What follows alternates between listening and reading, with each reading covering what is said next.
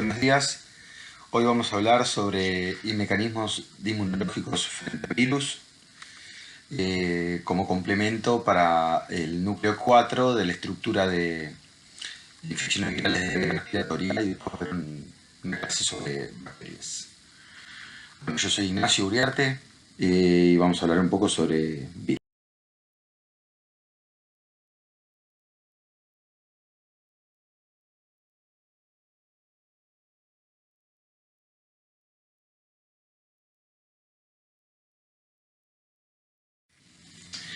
Bueno, las infecciones por virus son muy variadas y dependen principalmente de diferentes tipos virales, ya que parten de material genético que puede ser DNA, o sea, ADN o ARN. Y además pueden existir diferentes estructuras, como vimos, que pueden ser simples o doble cadena. También pueden ser con polaridad positiva y negativa, que es importante mencionar esto porque hay algunos virus que tienen propiedades biológicas de establecerse en el organismo o permanecer de manera latente o ensamblarse al genoma. A esos virus que se han asociado a cáncer y se han ensamblado al genoma, se conocen como virus oncogénicos, como el virus papiloma humano o el virus Epstein-Barr. La estructura de los virus está compuesta por un genoma, como dijimos. Algunos de ellos carecen de maquinaria biosintética propia, por lo tanto son parásitos intracelulares estrictos que utilizan la maquinaria biosintética del huésped, del hospedador, y han evolucionado para transferir su material genético entre células y codifican la información suficiente que les permite su continua propagación. Son capaces de adherirse a la célula huésped utilizando receptores específicos.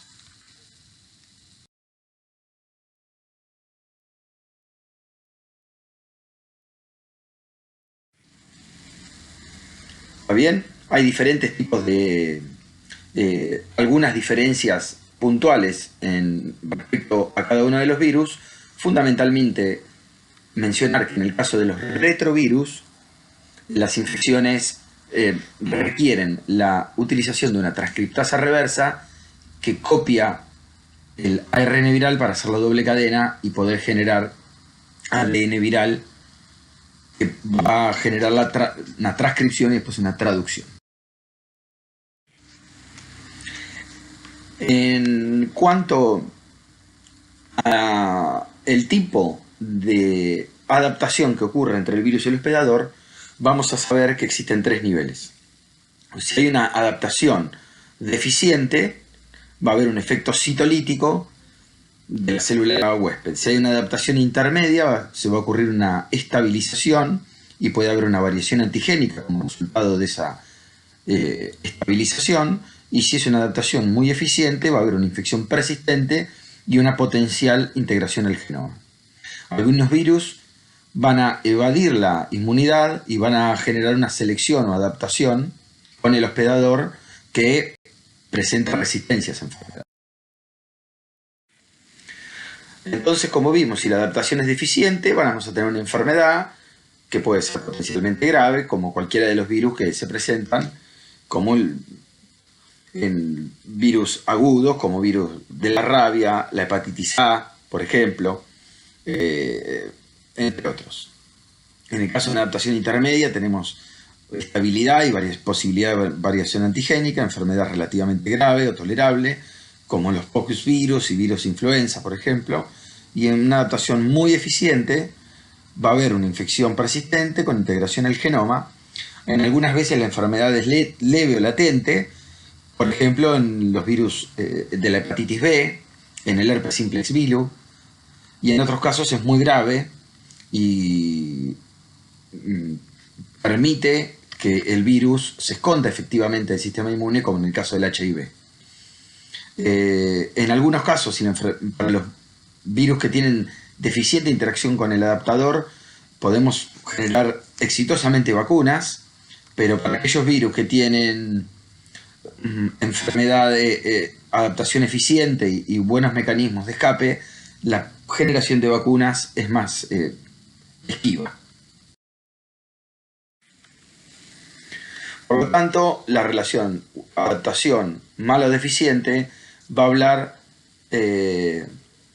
sobre el tipo de potencialidad de vacunación y las características clínicas de la enfermedad. Algunas infecciones virales dependen de la capacidad para infectar un huésped y replicarse hasta alcanzar niveles suficientes en diferentes órganos o líquidos que permitan su posterior liberación y transmisión a un nuevo individuo. Este éxito depende centralmente de la capacidad del virus para transmitirse. En este sentido, los virus han desarrollado mecanismos que le permiten evadir la respuesta inmunitaria a fin de persistir en el huésped el tiempo necesario para transmitirse. Por ejemplo, el HIV o el herpes. Algunos evaden en forma transitoria y son eliminados rápidamente, produciendo infecciones agudas como las mediadas por el virus de la gripe. Estos virus suelen transmitirse con gran eficacia en breves periodos. Otros logran evadir mejor la respuesta inmunitaria y causan infecciones persistentes como vimos en el caso de hepatitis B, C y HIV.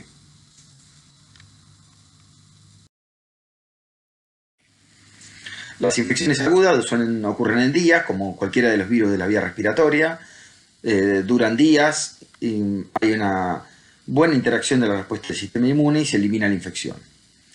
El virus latente, la duración del tiempo es una infección aguda y crónica y recurrente.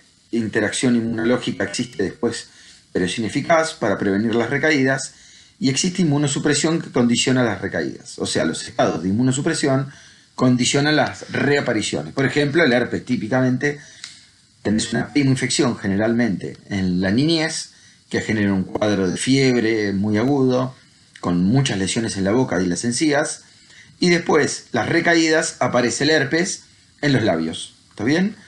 En el caso de las infecciones crónicas, la duración es variable, ¿sí? Hay una interacción inmunológica entre el virus y el hospedador que permite que el virus persista, y la respuesta inmune no influye en el patrón de la enfermedad, típicamente entre hepatitis B y C, por ejemplo.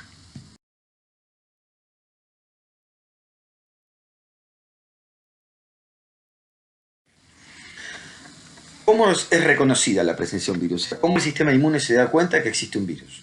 Fundamentalmente a través de la detección de sus ácidos nucleicos, que los detecta mediante distintos sistemas de receptores. Como vimos al inicio, en el núcleo 2, podemos decir que estos receptores son los receptores de tipo TOL, los receptores tipo RIG1 y los sensores de ADN o de DNA, ¿está bien?, que se encuentran dentro de las células.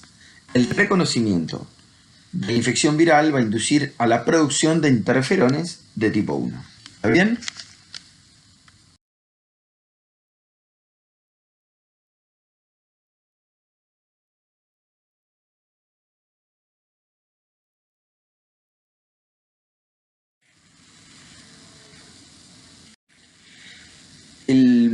Los mecanismos inmunológicos que posee el huésped para defenderse frente a las infecciones virales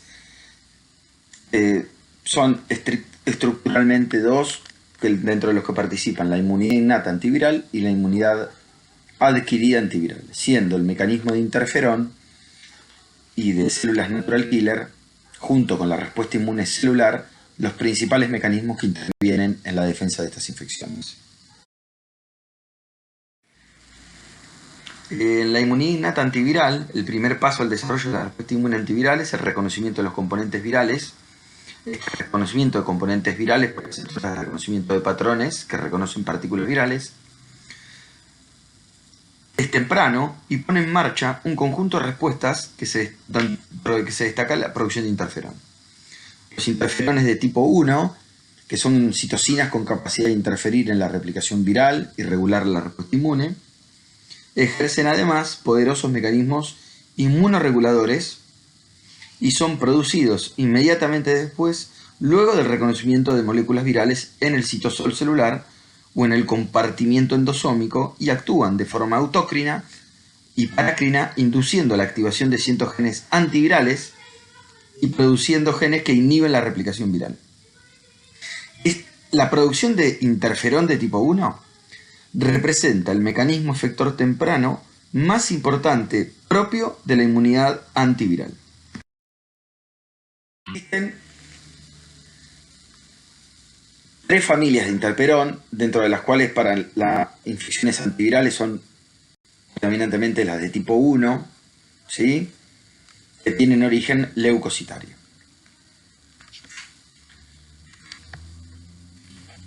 Las interferón de tipo 2 tiene función y origen predominantemente inmune y participa sobre todo en infecciones bacterianas y micóticas intracelulares. Los interferones de tipo 1 son una herramienta esencial en la inmunidad antiviral. Tienen 16 miembros y 12 subtipos, dentro de los que son los más importantes el alfa y el beta. Casi todos los estudios relacionados a la inmunidad antiviral se han concentrado en acciones mediadas por interferón alfa, y los interferones de tipo 1 se caracterizan por ejercer poderosas acciones antivirales cuyos productos que son proteínas median el establecimiento de infección de inmunidad antiviral. Las funciones que mediadas por interferón son: tornan a las células vecinas refractarias a una infección viral, activan células natural killer, incrementan la expresión de moléculas de histocompatibilidad de clase 1, o sea, aumentan la expresión de las moléculas que van a activar a los linfocitos CD8, que se van a hacer citotóxicos para limitar la infección viral, presentándole partículas virales. E incrementan la presentación antigénica a través de estas moléculas. Y favorecen el desarrollo de memoria T y generación de células T efectoras frente a infecciones. Son de aparición temprana, como vemos en esta gráfico de cinética posinfección. Los primeros que aparecen después de la primoinfección van a ser los interferones de tipo 1, luego las células natural killer, luego las células T citotóxicas y finalmente los anticuerpos. La producción de interferones de tipo 1, como dijimos, es de origen predominantemente leucocitario, o sea, dentro de los glóbulos blancos, y va a generar diferentes actividades, como mencionamos en la diapositiva anterior, predominantemente con el fin de limitar, generar señales de inflamación, dar alerta a otros glóbulos blancos y células inflamatorias que van a participar, por ejemplo, células natural killer y TCD8 citotóxicas, y van a generar mecanismos como sintetasas o ribonucleasas que van a partir proteínas virales.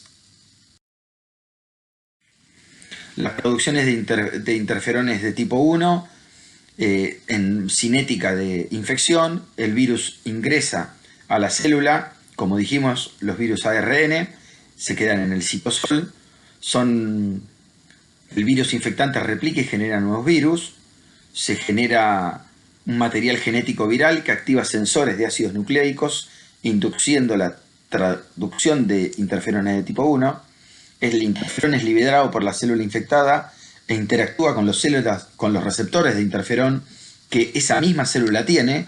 Además, interactúan con otras células que también tienen receptores de interferón, estimulando la síntesis de proteínas antivirales, que estas proteínas van a degradar el ARN viral e inhiben la síntesis de proteína, interfiriendo con su replicación. Principalmente la producción del interferón de tipo 1 alfa son las células dendríticas, y las de beta, los fibroblastos infectados por virus, por ejemplo en la mucosa respiratoria. Las células que producen interferones de tipo 1 en la infección viral son prácticamente todos los tipos celulares, poseen sensores, pero las principales células que lo producen son las células dendríticas plasmocitoides. Esto tiene que ver, es coherente porque son aquellas células dendríticas plasmocitoides las que van a activar, presentarle el antígeno en el contexto de un complejo mayor de histocompatibilidad de tipo 1 a los linfocitos T, CD4 y CD8, predominantemente el de tipo 1 a los CD8 y de tipo 2 a los CD4, para generar una respuesta efectora antiviral específica, adaptativa, que después va a generar memoria para futuras. Las células dendríticas plasmocitoides son relevantes en la etapa temprana de infección viral, comprenden un pequeño porcentaje de las células mononucleares de la sangre, expresan altas cantidades de receptores de tipo TOL dentro del citosol en la vesícula endocítica, los cuales conocen ADN y ARN viral, expresan una extraordinaria capacidad para producir interferón de tipo 1, se ubican en sangre periférica y órganos linfáticos secundarios y en respuesta a procesos infecciosos son reclutadas a tejidos específicos. Por ejemplo, mucosa respiratoria. Las características que tiene la respuesta inmune antiviral, dada por las células dendríticas plasmocitoides y las células parenquimatosas, que tienen altas concentraciones de interferón de tipo 1, inducen una cierta cantidad de genes que generan un estado antiviral, que como sabemos van a activar las células natural killer que han sido reclutadas al sitio de infección. Los interferones de tipo 1, como el alfa y el beta, van a estimular la producción de otras citoquinas que median el reclutamiento de más células al sitio inflamatorio, y estas células natural killer que han llegado a través de los vasos sanguíneos al tejido van a producir citotoxicidad, induciendo la apoptosis de las células infectadas y produciendo citoquinas como interferón gamma y factor de necrosis tumoral alfa, que van a activar otras células, activar macrófagos y generar la activación de células citotóxicas.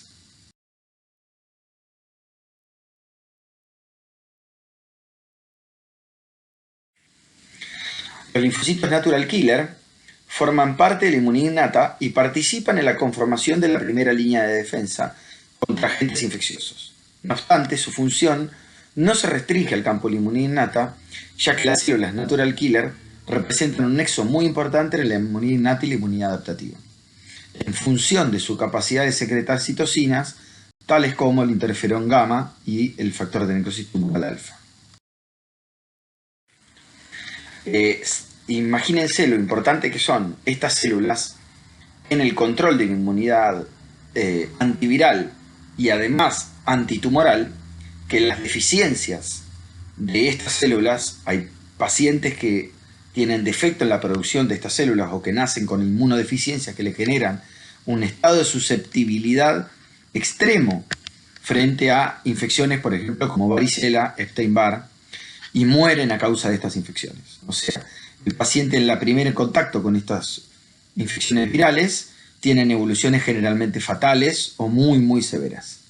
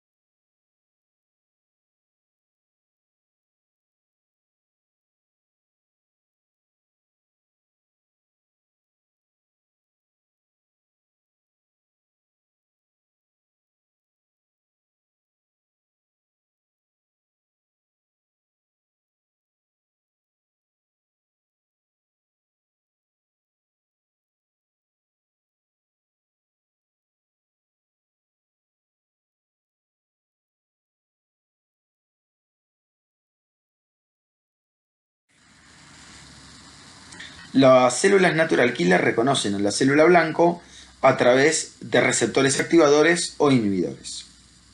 Si el balance del juego de los receptores inhibidores sobre los activadores, no se va a producir muerte celular o apoptosis de la célula blanco.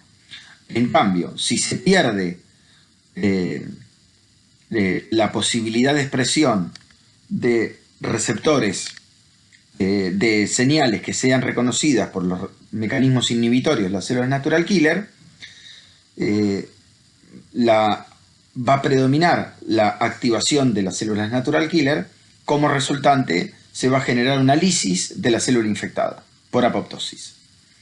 Esto es fundamentalmente otorgado por la expresión de moléculas del complejo mayor de histocompatibilidad de clase 1. Esa es la principal señal inhibitoria que tienen las células natural killer. Las células infectadas que presentan antígenos en el contexto de MHU, de complejo mayor de histocompatibilidad de clase 1, van a generar notable activación y pérdida de expresión de antígenos inhibitorios, como así también la transformación neoplásica de las células tumorales que pierden la capacidad de expresar moléculas de histocompatibilidad de clase 1. Los receptores activadores e inhibidores que expresan las células NK son diversos.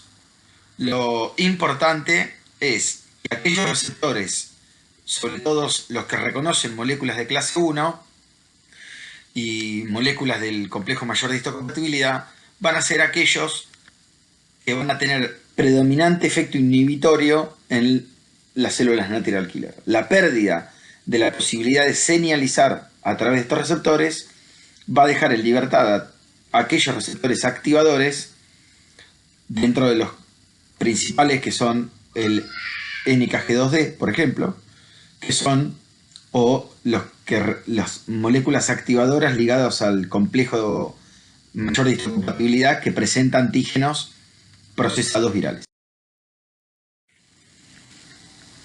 El reconocimiento entre balance de señales de activación e inhibición va a permitir que, si existe un reconocimiento inhibitorio, no haya respuesta de la célula natural killer, y, como vinimos viendo, la pérdida de las señales inhibitorias o la presencia de fuertes señales activadoras va a generar una respuesta de lisis mediante la liberación de ciertas proteínas en el citosol de la célula infectada, generando apoptosis.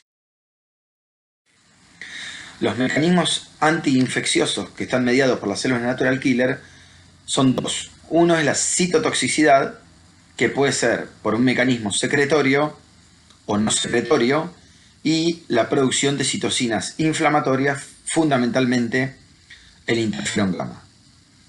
Dentro de los mecanismos secretorios, la exocitosis de los gránulos que tienen las células natural killer, que contienen perforinas y granzimas, van a activar la apoptosis celular en la célula huésped. En cambio, el mecanismo no secretorio, que es a través de receptores, estos receptores son receptores de muerte, que es los receptores de tipo Fas, que van a generar, a través de la activación de este receptor, la muerte celular en la célula infectada o en la célula tumoral.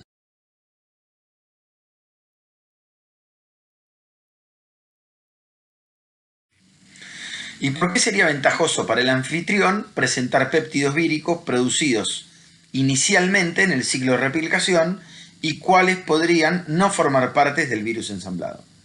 Las proteínas víricas, expresadas pronto en el ciclo de replicación, pueden presentarse en células infectadas relativamente pronto después de una infección, tanto por vía endógena o endocítica como por vía exógena, lo que posibilita el reconocimiento por el linfocito T mucho antes que se produzca una nueva progenie del virus, y de esta forma limitar el ciclo de infección viral.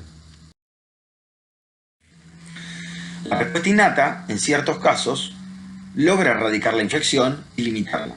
En otros, en cambio, permite evitar la diseminación del patógeno hasta que se active una respuesta inmune adaptativa eficaz, celular, citotóxica, mediada por linfocitos TCD8 predominantemente, que limitan la infección viral, contribuyendo a determinar la naturaleza de la respuesta adaptativa subsecuente. Esto es fundamental porque, en base a este tipo de contacto inicial, vamos a direccionar una respuesta adaptativa a un perfil TH1 del linfocito CD4 que va a estar en el contexto de inmunidad celular citotóxica que va a limitar la respuesta a la infección viral. En este intercambio se va a generar una respuesta adaptativa clonal, por lo tanto, las fases de la activación de la respuesta adaptativa tienen que ver con el reconocimiento, la activación, el aumento el aumento de la cantidad de células clonal, la proliferación clonal y la generación de células efectoras. Bien, una vez que se generan esas células efectoras como respuesta a la activación mediada por la presentación antigénica dentro del juego de inmunidad innata y adaptativa, va a terminar generando un cierre de la respuesta adaptativa mediada por células T reguladoras y una disminución de su actividad inflamatoria.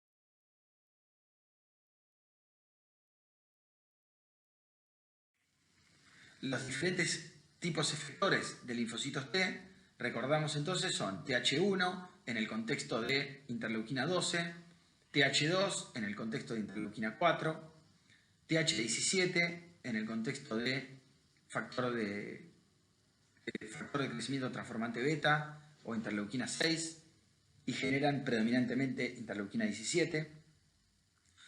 La TH9, que genera predominantemente interleuquina 9 y responde principalmente a infecciones extracelulares y parasitarias. Las TH22, que también se responden específicamente para infecciones extracelulares y activan neutrófilos de forma muy eficaz. Y la culminación de la respuesta inmune, que va a estar a cargo de las células T reguladoras, que tienen como mediador la interleuquina 10 y el factor de crecimiento transformante beta, y las células T foliculares, que son las que van a encontrarse en los órganos linfáticos secundarios, que no van a requerir presentación antigénica previa y van a estar a cargo de el control de infecciones extracelulares y la activación de linfocitos B. En este esquema, que está adaptado de una presentación acerca de el control de la respuesta inmune, podemos ver cómo la presentación, abajo a la izquierda, cómo la presentación antigénica en el contexto de una célula dendrítica produce una diferenciación específica en un contexto de diferenciación específica acorde a las citoquinas que se producen, de acuerdo al receptor de reconocimiento de patrones que se utilizó para reconocer ese antígeno, que está condicionando su reconocimiento y por lo tanto su respuesta inmune específica que se va a generar la activación de las células T foliculares, que son células T que ya estaban en el órgano linfático y que van a promover la activación del linfocito B mediante la cooperación del linfocito T y B en este contexto, generando la presentación antigénica, el reconocimiento, la colaboración del linfocito T y B. Van a producir entonces el cambio de clase a través de la recombinación somática y mejorando la avidez y la afinidad por ese antígeno. Esto va a condicionar la creación de linfocitos B específicos que van a generar anticuerpos, y estos anticuerpos van a ser generados por los plasmocitos que se encuentran en la médula ósea, y en el órgano linfático secundario se produce la hipermutación somática y el cambio de clase, generando además una selección específica de células B que van a generar memoria, que van a quedar en ese lugar, las células memoria que van a quedar dentro del órgano linfático secundario y van a estar disponibles para futuras infecciones, generando una respuesta inmune adaptativa inmediata y súper eficiente.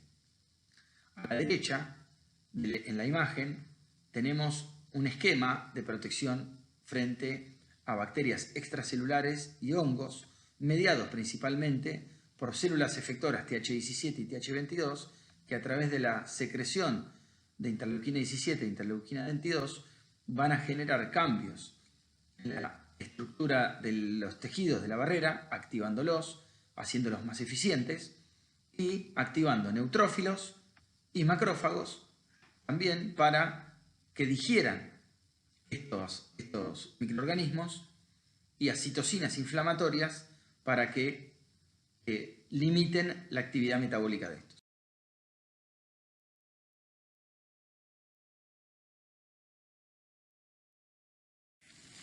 La respuesta de inmunidad adquirida tiene dos componentes, uno que es celular y uno que es humoral. La respuesta inmune humoral está fundamentalmente otorgada por anticuerpos que van a tener funciones predominantes, de los cuales los principales de los anticuerpos, recordamos, hay 4, la IgG, la IgA, la IgM, la IgE, y estos anticuerpos van a reaccionar frente a antígenos virales, reconociendo virus libres, bloqueando la absorción del virus a la célula, estimulando la fagocitosis, activando complemento y generando aglutinación viral, que dificulta su paso a la célula. Y en las células infectadas va a generar citotoxicidad dependiente de anticuerpos, va a generar activación del complemento, lisando las células infectadas.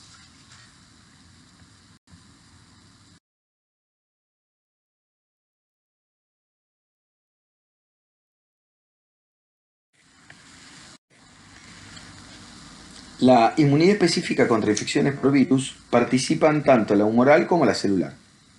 En las etapas iniciales de la respuesta adquirida, los anticuerpos IgG e IgM tienen un papel fundamental en la neutralización viral, ya que van dirigidos contra las proteínas externas de la cápside de envoltura y participan en la absorción al receptor celular, por lo tanto limitan el ingreso del virus a la célula.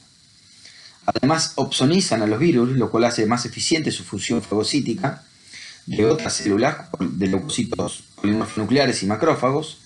No obstante, este mecanismo también puede facilitar la infección a través de receptores Fc de inmunoglobulinas si la célula blanco lo expresa, pero también es importante la actividad de acción lítica del complemento cuando el anticuerpo reconoce virus envueltos en la membrana de las células a las que infectaron y además forman un complejo antígeno-anticuerpo que puede activar complemento e inducir una viriólisis, lisando la célula infectada. La inmunidad humoral es un factor importante en las etapas intermedias de la infección, pero no es suficiente para erradicar las infecciones, como podemos ver. Es importante saber que los anticuerpos IgA son muy importantes como la primera línea de defensa a nivel de las mucosas en la vía respiratoria y digestiva, y de hecho la inducción de una inmunidad secretora es la base de la elaboración de vacunas orales o nasales, por ejemplo, para algunos virus respiratorios y, por ejemplo, las vacunas, por ejemplo, la Sabin o para el rotavirus. Durante la cinética de aparición de anticuerpos, los primeros que aparecen son los anticuerpos de tipo IgM, que son potentes neutralizantes. Entonces, en una primoinfección viral vamos a tener inicialmente anticuerpos de isotipo IgM, que posteriormente van a generarse los anticuerpos de isotipo IgG, que pueden ser neutralizadores o facilitadores de la inmunidad en el control de la infección. Pero los anticuerpos IgA son los esenciales en la neutralización viral en las mucosas.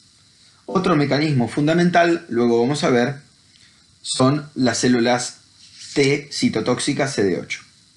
Los anticuerpos IgG pueden opsonizar y neutralizar virus, lo que mejora las funciones fagocíticas de las células fagocíticas, que van a permitir también, por ejemplo, en células dendríticas, la activación de la célula dendrítica que va a generar el perfil de citoquinas correspondiente para activar células citotóxicas y células T CD4 en perfil TH1.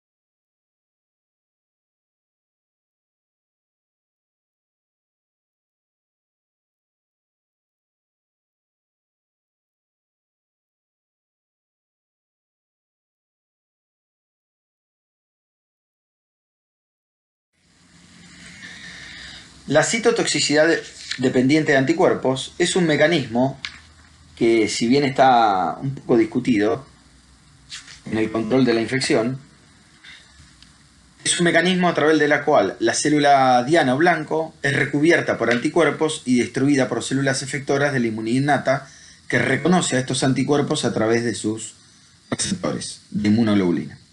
Este mecanismo no involucra la fagocitosis de la célula diana, sino su destrucción por mediadores citotóxicos liberados por la célula efectora.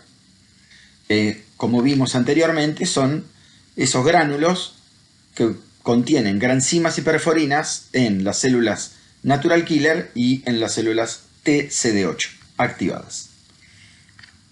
La citotoxicidad dependiente de anticuerpos es inducida por anticuerpos IgG y es mediada por granulocitos neutrófilos, eosinófilos, monocitos, macrófagos y células natural killer, y no involucra en todos los casos a un único mecanismo efector.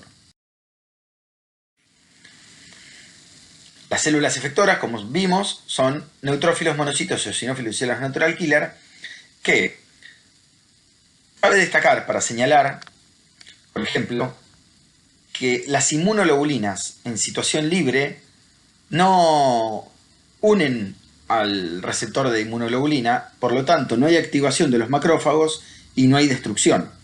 Pero si hay agregación de inmunoglobulinas en contacto con los antígenos virales o bacterianos, ¿sí?, va a haber activación de unión a su receptor y activación, lo que va a permitir la neutralización de esa célula y su citotoxicidad, tanto por la destrucción mediada por neutrófilos, eosinófilos o monocitomacrófagos, o por la liberación de granzimas y perforinas por las células natural killer.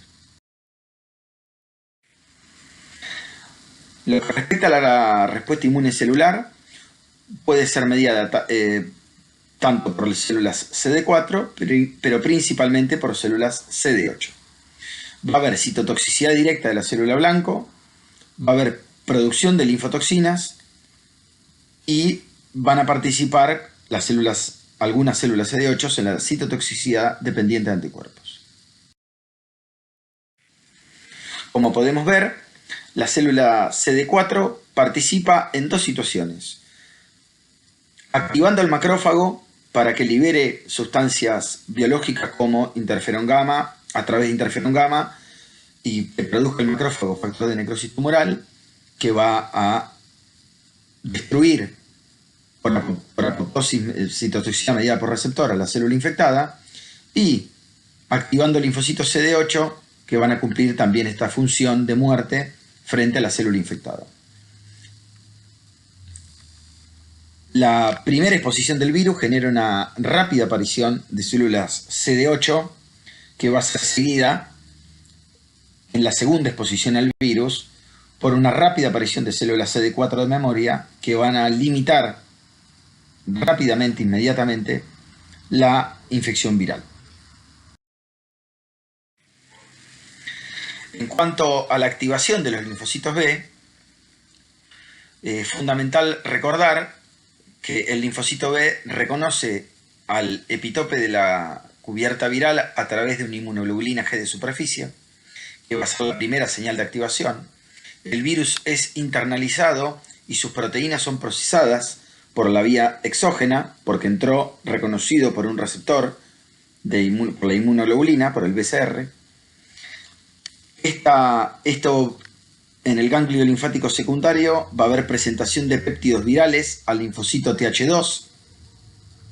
Este linfocito TH2 va a colaborar con el linfocito TH1 y va a generar la segunda señal de activación y va a permitir la producción de anticuerpos específicos contra la cubierta viral y la generación de linfocitos B de memoria y linfocitos E, CD4, efectores de memoria, que van a permanecer en los órganos linfáticos secundarios, y los linfocitos B de memoria, que van a permanecer también en órganos linfáticos secundarios, y los plasmocitos, que van a ir a médula ósea, para, en futuras exposiciones del virus, rápidamente responder y generar anticuerpos neutralizantes y